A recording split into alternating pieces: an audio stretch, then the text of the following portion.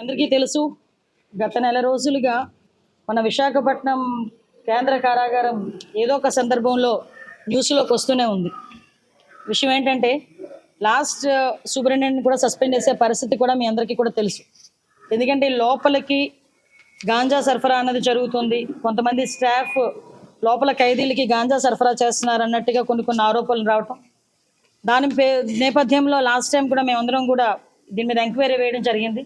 కొన్ని నిజాలు బయటపడిన తర్వాత కొంతమందిని కూడా అక్కడ నుంచి సస్పెండ్ చేయడం కూడా జరిగింది.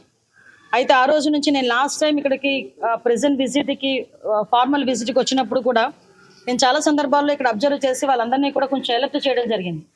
ఎందుకు ఈ మాట చెప్తున్నానంటే, ప్రతిసారి మేడం ఏంటి లాస్ట్ 5 years గురించి మాట్లాడతారని మీరు అనుకోవచ్చు, కానీ ఆ ల్యాప్సెస్ అన్నవి చాలా క్లియర్గా మేము ఫేస్ చేయాల్సిన పరిస్థితి వచ్చింది.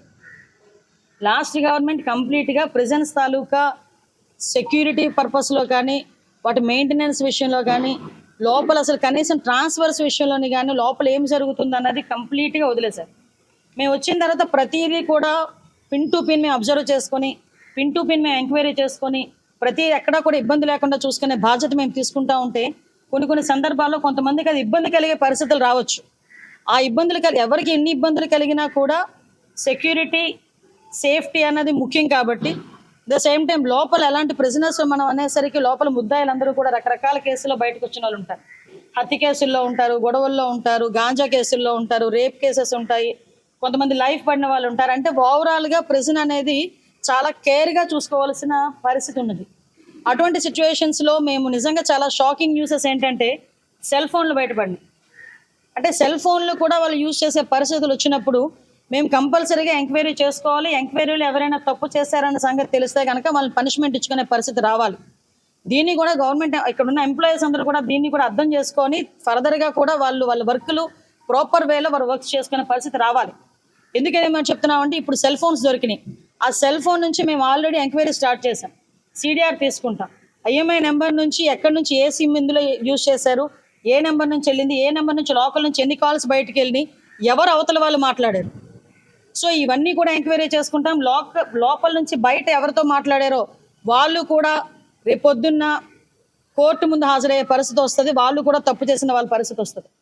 అంటే ఇక్కడ లోకల్ ఇప్పుడు మనం లాస్ట్ టైం చూసాం, కొంతమంది రౌడీ షీటర్స్ లోపల ఉన్నారు.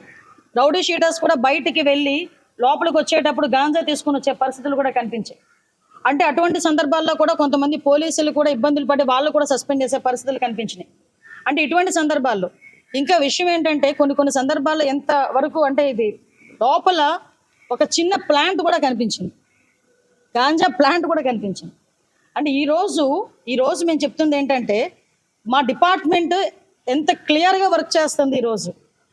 అంటే ఎక్కడా కూడా ఒక ఇంచును కూడా వదలకుండా చాలా క్లియర్ కట్గా వారి సర్వేలెన్సెస్లో పెట్టుకొని అటువంటి సిచ్యువేషన్స్ ఏమీ రాకుండా ఈరోజు అంత పగడ్బందీగా చేస్తున్నాం. పగడ్బందీగా చేస్తున్న సందర్భంలో కొంతమందికి ఇది ఇబ్బంది రావచ్చు, కొంతమందిని ట్రాన్స్ఫర్ చేయాల్సిన పరిస్థితి రావచ్చు, కొంతమందిని సస్పెండ్ చేయాల్సిన పరిస్థితి కూడా రావచ్చు.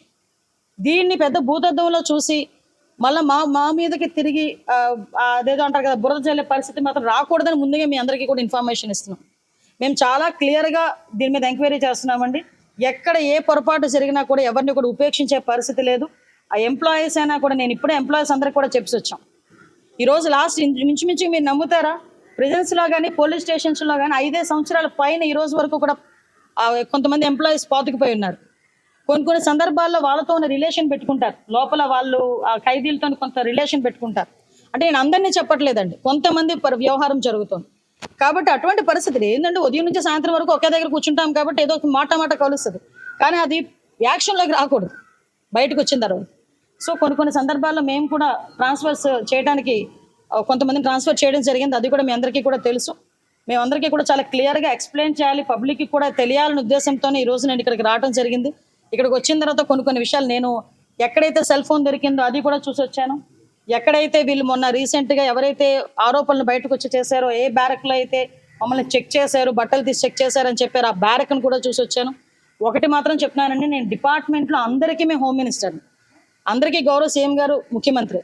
ఇందులో మాకు ఎటువంటి పక్షపాత వైఖరులు మా దగ్గర ఉండవు. అందరూ మా కుటుంబ సభ్యులే. కానీ తప్పు చేస్తే ఎవరినైనా పనిష్ చేస్తాం.